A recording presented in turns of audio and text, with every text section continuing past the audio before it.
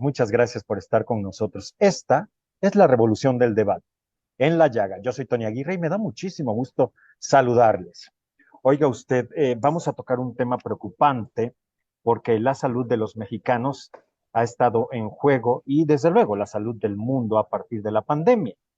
Todos sabemos o quienes queremos acreditar lo que sucedió en aquel momento, en aquel triste momento que todavía le sigue doliendo a México y seguirá dando de qué hablar y doliendo por la cantidad de mexicanos que perecieron en aquel momento y en mucho, pues por la negligencia de las autoridades y sus deficientes políticas públicas en ese sentido. Bien, ha emitido la UNAM un comunicado que nos preocupa un poco porque de alguna manera deja ver que la pandemia de alguna forma continuaría. Pero para hablarnos al respecto, quien sabe perfectamente de esta situación es Lorian Jiménez Faibi, a quien yo le doy la bienvenida y las gracias siempre. Lori. ¿Qué tal, Tony? Mucho gusto de estar de vuelta en tu programa. Como siempre, es un placer poder platicar contigo y con tus escuchas. Lori, bueno, para quien no recuerde quién es Lorian Jiménez Faibi, ella es doctora en ciencias médicas por Harvard, profesora e investigadora de microbiología y encabeza el laboratorio de genética molecular en la Universidad Nacional Autónoma de México, la UNAM. Lori, la UNAM emite este comunicado y dice que hay cambios en el comportamiento de COVID-19. ¿A qué se refiere? ¿A qué cambios? ¿De qué cambios está hablando la UNAM, Lori? Sí, bueno, es que se siguen indicadores a nivel mundial, ¿no? Se siguen, todavía continúan siguiéndose indicadores de cómo el virus va evolucionando, de cómo los contagios, cuáles son los índices de contagios, de hospitalizaciones, etcétera. Aquí en México en este momento no se aprecia realmente un aumento de contagios dado las cifras oficiales. La razón en gran medida es porque cada vez se reportan menos datos, cada vez menos estados de la República se involucran en el reporte epidemiológico de casos de COVID, los datos tienen más rezagos, se hacen menos pruebas, o sea, todos los problemas que tuvimos durante la pandemia ahora son exponenciales, ¿no? Entonces es muy complicado saber exactamente el número de casos reales, pero hay otros indicadores, por ejemplo, el índice hospitalario, el índice de hospitalizaciones está en aumento y lleva varias semanas con un aumento paulatino, progresivo, todavía no, digamos, un pico así que hoy, el día de hoy, dijéramos, vamos a entrar en otra emergencia o una crisis o algo por el estilo, pero hay que tener mucho cuidado con estos pequeñas fluctuaciones, porque además, Tony, hay que recordar algo. Eh, en México, desde 2020, hemos tenido dos olas de contagio. Una en verano y otra en invierno. Es decir, en los meses del verano, más o menos entre julio y septiembre, vamos a poner alrededor, es cuando tanto en 2020 como 21 como 22 se presentaron olas de contagio. Y lo mismo, los 3 años se han presentado olas de contagio en los meses de diciembre, enero y febrero, aproximadamente, ¿no? En 2020 se sesgó un poquito más, empezó desde noviembre, vamos a decir, ¿no? Pero otros años ha terminado hasta marzo, pero más o menos son esos meses, ¿no? Entonces, siempre hemos tenido dos olas de contagios y pues no hay razón para suponer que este año sea distinto.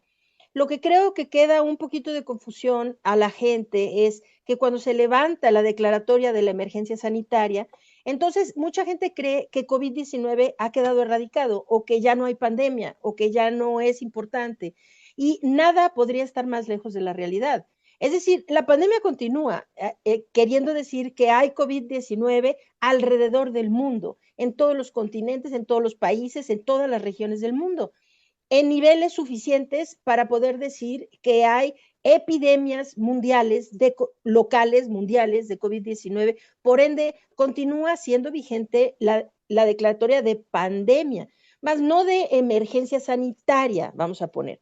Desde que vinieron las vacunas, se ha mejorado radicalmente la emergencia sanitaria. Los hospitales no han tenido la misma carga que tuvieron antes de la vacunación, no es el mismo número, desde luego, de defunciones que tuvimos antes de la vacunación. Por ende, se levanta la emergencia sanitaria, pero COVID-19 sigue aquí, sigue entre nosotros, sigue siendo una pandemia y sigue siendo una enfermedad grave, potencialmente letal. Para nada más hacer un hincapié sobre esto, los últimos datos del INEGI, para que la gente lo sepa, COVID-19 en 2020 fue la segunda causa de muerte a nivel nacional, la segunda causa más frecuente de muertes a nivel nacional, considerando tanto hombres como mujeres. En el 2021 pasó a ser la primera causa de muertes. Para el 2022, cuando ya llevábamos casi 2 años de vacunación, ¿sí? de campaña de vacunación contra COVID-19, se esperaba que COVID-19 ya no fuera una de las más frecuentes causas de muerte, y sin embargo lo siguió siendo. En 2022, hasta diciembre de 2022, COVID-19 fue la sexta causa de muerte general a nivel nacional, representando la séptima causa en hombres y la quinta en mujeres.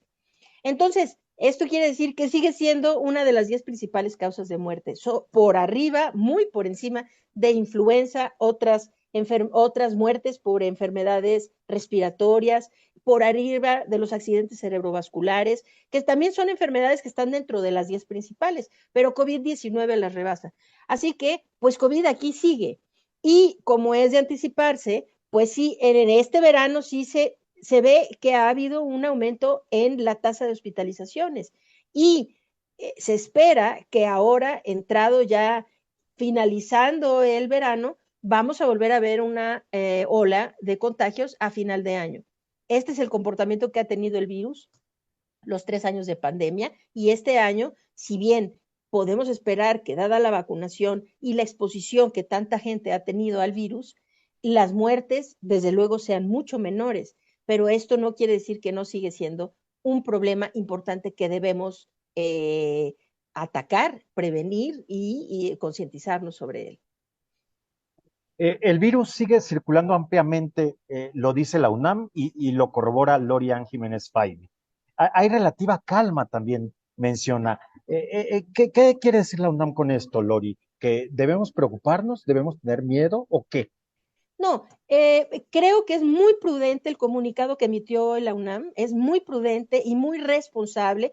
La UNAM está por volver a clases la semana próxima, es una comunidad realmente gigantesca, como todos sabemos, en la UNAM, y dentro de estas comunidades en donde la gente pasa mucho tiempo en espacios cerrados, estáticos en espacios cerrados, los índices de contagio pueden dispararse.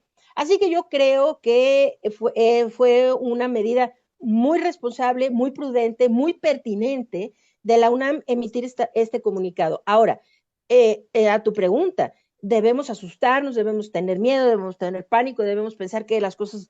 Es decir, Tony, la realidad es que salvo que algo muy realmente extraordinario ocurra en términos de la evolución del virus, nunca vamos a volver a ver el desastre que vimos previo a la vacunación. Es decir, de los hospitales desbordándose, de miles de personas muriendo, centenas diariamente. Esta situación no la vamos a volver a ver en ninguna parte del mundo, salvo que la evolución del virus haga algo que sea completamente inusitado, extraordinario, que no estamos ahorita con la posibilidad de preverlo. Pero hay que recordar que la razón por la que esto sucedió el primer año de pandemia, previo a la vacunación, es porque este virus era nuevo. El ser humano jamás había estado expuesto a él, de tal manera que no habían humanos que tuvieran inmunidad contra el virus. No habíamos jamás, éramos todos vírgenes a la exposición de este virus. Entonces, una vez que hay tanta gente que ha sido expuesta al virus directa, indirectamente, que ha sido infectada, que ha estado cerca de personas infectadas y además, y principalmente, desde luego, por la vacunación que se ha dado, pues claro, pues ahora los seres humanos somos más competentes para afrontar esta amenaza, de tal suerte que no se espera que jamás vayamos a tener esa situación. Así que tener miedo, tener pánico, pensar que podemos volver a eso es completamente descabellado. Lo que necesitamos, sí, es no descartar COVID-19 como, bueno, eso ya pasó, eso ya no me preocupa, eso ya no es grave, porque no hay peor error que ese. Es decir, es como otras enfermedades. Yo quiero suponer que cualquiera de nosotros quiere protegernos contra infectarnos de VIH, de cólera, ¿no? De sarampión, de poliomielitis, ¿sí? Es decir, estas son enfermedades graves que pueden llevarnos a morir. Ahora COVID-19 es una más de ese arsenal, de la cual debemos estar conscientes y debemos hacer todo lo prudente para protegernos y para evitar contagiarnos y desde luego enfermar de gravedad y en último caso morir. Lori, volvemos en todo caso a las medidas higiénicas que todos conocemos o qué habría que hacer. Bueno, hay que hablar bien de qué medidas son las que necesitamos hacer. Cuando se habla de medidas higiénicas, es decir, contra este virus, esto, pues sí, la higiene es algo muy positivo. Hay que ser personas pulcras en nuestra higiene personal. Esto es bueno en todos los sentidos. Sí, el lavado de manos es bueno en todos los sentidos y previene muchas enfermedades de muchos tipos y esto hay que hacerlo. Ok, muy bien. Pero a ver, ¿qué necesitamos hacer contra COVID-19 de forma específica? ¿Sí? Específicamente contra COVID-19, pues ya sabemos, el virus se transmite por la vía aérea. El virus está suspendido en partículas invisibles que no podemos ver, que migran distancias pues relativamente grandes, que quedan suspendidas y permanecen durante periodos relativamente prolongados de tiempo. Entonces, lo que necesitamos cuidar es principalmente la infección o la transmisión por esta vía de contagio, por la vía aérea. Y ahora, ¿es lo mismo ahorita que como fue en el 2020 o el 2021? No, no es lo mismo, pero sí es igual la forma de protegernos. Es decir, ahorita la medida de cubrebocas, todo mundo, todo el tiempo, bajo cualquier circunstancia, pues sí parece que ya es un poco descabellada. Es decir, no es, sería ya exagerar mucho pensar que toda la gente, incluso al aire libre, caminando por las calles, yendo a tal o cual lugar donde hay espacios muy abiertos, a espacios grandes, necesita ponerse un cubrebocas por estar en un espacio público, pues la respuesta posiblemente lo más seguro es no, no lo necesita. Pero a ver, sí necesitamos estar conscientes de cuáles son las situaciones de alto riesgo.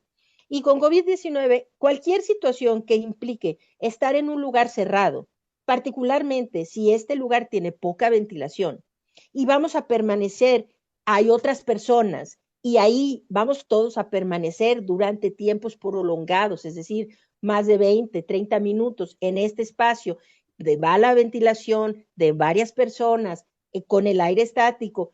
Esos son los espacios en donde, pues sí, hay que ir otra vez a nuestra bolsita, sacar nuestra cubrebocas y protegernos.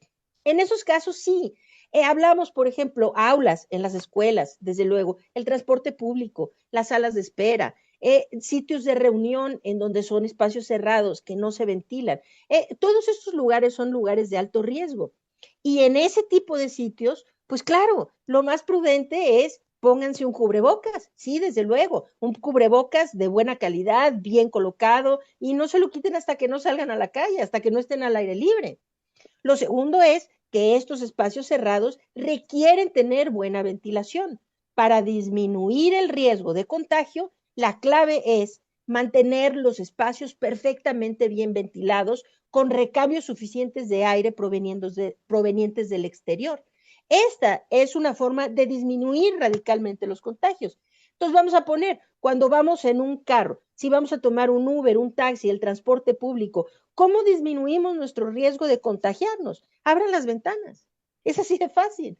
Abran las ventanas. Abriendo las ventanas, el riesgo de contagio en un Uber, ir con las ventanas cerradas y platique, platique, platique con el chofer o con nuestros acompañantes o qué sé yo. Esto es la receta perfecta para hacer de eso un sitio de muy alto riesgo de contagio. Con un contagiado ahí, lo más probable es que todos terminen contagiados. ¿Cómo lo disminuimos? Pues claro, guardando silencio, no hablando todo el camino, esa es una forma. Otra forma, pónganse un cubrebocas. Otra forma, abran los vidrios. Si pueden hacer las tres, mejor. Si pueden solo bajar los vidrios, pues bajen los vidrios, ¿no? Es decir, entonces creo que lo de la UNAM es realmente, a mí me dio mucho gusto, yo desde luego, pues soy parte de la comunidad de la UNAM desde hace 29 años y me enorgullezco sobremanera cuando mi universidad toma medidas que son realmente congruentes, prudentes, responsables, porque es un comunicado Claro, se refiere a un comunicado interno, a la comunidad universitaria, pero esto también es un llamado de atención a la comunidad, al grueso de la comunidad de nuestra población. Y creo que esa es la influencia de la UNAM tan positiva que tiene la universidad y debemos seguir estas recomendaciones sin duda. Lori, no hubo una directriz para usar cubrebocas. Todos sabemos cómo las autoridades, pues encargadas de la pandemia, no hicieron caso a este uso inmediato y pues de gran prevención y de salvación, me atrevo a decirlo. ¿Hubo alguna directriz para dejar de usarlo, Lori, el cubrebocas? Bueno, nunca se indicó, ¿no? Nunca se indicó. Esto es el uso del cubrebocas. Creo que esto los sociólogos o gente que ve estos fenómenos sociales deberían estudiar qué fue lo que pasó, porque en realidad al inicio de la pandemia en nuestro país tampoco hubo la indicación de quedarnos en casa, no hubo la indicación del cubrebocas. Estas indicaciones vinieron mucho o algo de tiempo después, ¿no? Pero la gente empezó a quedarse en casa, a no mandar a sus hijos a la escuela, cuando vieron que la situación era grave, incluso previo a las indicaciones del gobierno. Y esto, sin duda, las acciones de la propia sociedad civil, creo que terminaron salvando vidas cuando el gobierno no tomó las acciones pertinentes en el momento correcto. Entonces, en nuestro país sabemos que fue toda una discursiva confusa de ires y venires, del cubrebocas sirve para lo que sirve y no sirve para lo que no sirve, y tonterías como el presidente no necesita ponerse un cubrebocas porque él no es una fuerza de contagio y qué sé yo, ¿no? Todas estas realmente irresponsabilidades que se cometieron desde los micrófonos oficiales, ¿no? Llevaron a que realmente, si bien de boca en boca empezó y hubo mucha gente como yo, como la gente con la que trabajé en Salvemos Conciencia, que estuvimos activamente mandando continuos mensajes a la población de la importancia de tomar estas medidas preventivas. Y la voz empezó a correr y la gente empezó a hacer caso y empezamos a ver, oigan, pues miren qué bien les está yendo en Japón. ¿Y por qué? Pues porque todo el mundo está usando cubrebocas, ¿no? Y entonces fue como que se corrió de voz. Y de repente hubo algunos estados que dijeron, sí, el uso del cubrebocas en este estado va a ser obligatorio cuando entras al banco o cuando... Y fueron incluso los comercios o los negocios individuales quienes decidieron cuál era su política para el uso de cubrebocas. O sea, entrar al banco, el gobierno nunca dijo, para entrar al banco es obligatorio el cubrebocas, pero Bancomer sí le dijo a sus clientes, si van a entrar aquí tienen que ponérselo, si no, no entran, ¿no? Y fue lo mismo en los supermercados, en las tiendas, en los restaurantes y una serie de cosas. Entonces, cuando se levantó lo del cubrebocas, pues no, creo que por ahí sí hubo una o dos ocasiones en las que Claudia Sheinbaum y López Gatell dijeron, bueno, ya no es necesario porque la pandemia se levanta la emergencia sanitaria, qué sé yo, ¿no? Pero en realidad como las medidas en nuestro país nunca se abordaron de forma seria desde los micrófonos gubernamentales, pues cuando las medidas se comienzan a levantar, pues era muy difícil que dijeran, ahora sí se lo pueden quitar cuando realmente nunca hubo la indicación como tal de utilizarlo, ¿no? Lorian Jiménez Pay, siempre es un placer. Muchas gracias. Mi último planteamiento. ¿Cuál considera Lorian Jiménez Faidy que fue la lección de la pandemia? Pues creo que hay muchas lecciones que deberíamos haber aprendido de la pandemia y ojalá que se haya aprendido bastante de lo que ocurrió, porque se perdió una cantidad inconmensurable, imperdonable de vidas alrededor del mundo, en nuestro país y en otras partes, ¿no? No en todo el mundo, pero sí en muchas partes del mundo.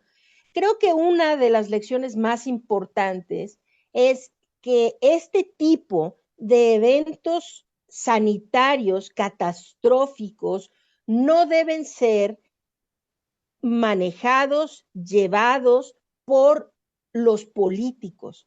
Deben haber mecanismos que pongan candados a que en estos casos, digo, supuestamente había un candado, que era el Consejo de Salubridad General, ¿no? En nuestro país. Pero lo que terminaron haciendo es silenciando al Consejo aboliéndolo prácticamente, porque ahora pues el Consejo es parte de los aplaudidores de López-Gatell, ¿no? Por ejemplo, ¿no? ¿no? No hay tal, pues, Consejo de Salud General en nuestro país, por lo menos no uno independiente, no un consejo independiente, ¿no? Que tenga voz propia y que tenga autoridad para tomar decisiones, etcétera, en eventos como el que se presentó. Yo creo que se necesita las decisiones cuando, por ejemplo, los países en donde fueron los científicos, la evidencia de la ciencia, lo que guió las decisiones que se tomaron para afrontar la crisis, esos países reflejan muchas menos muertes, pero así increíblemente menos cantidad de muertes que los países como lo hicieron en general los europeos, el continente americano, salvo algunas muy contadas excepciones. O sea, Costa Rica lo hizo muy bien. Hay países aquí, Uruguay lo hizo muy bien. Chile, pues más o menos lo hizo bastante bien también. Pero en general, bueno, Canadá lo hizo bien. De Estados Unidos para abajo en general, pues fue así, fue un desastre, ¿no? Y en todos hay un común denominador, que fueron los políticos y la politización de la crisis sanitaria lo que llevó a tomar tantas decisiones equivocadas que finalmente repercutieron en el número de muertes. Creo que si hay una lección que ojalá se aprenda de esto, es que las decisiones tienen que estar tomadas por grupos independientes a los intereses políticos del momento, por científicos, médicos, académicos, gente que de forma objetiva tome las decisiones en pro de la salud y de salvar vidas de la población. Yo pensaría que si hay un aprendizaje, un, un aprendizaje así supremo que debemos tomar de toda esta catástrofe, debe ser ese. Gloria Jiménez Faibi, muchas gracias. Gracias siempre. Al contrario, Tony, un placer, como siempre. Gloria Jiménez Faibi, una de las voces más autorizadas, una de esas voces críticas e informadas que surgió en esa etapa, una de las crisis más fuertes que ha vivido la humanidad y México no escapó a ello. Gracias, gracias, Lori. Bien, llegamos al final de esta emisión. Compartan, por favor, de manera pues generosa esta información de viva voz de una de las protagonistas de la vida pública de nuestro país. Yo soy Tony Aguirre. Gracias.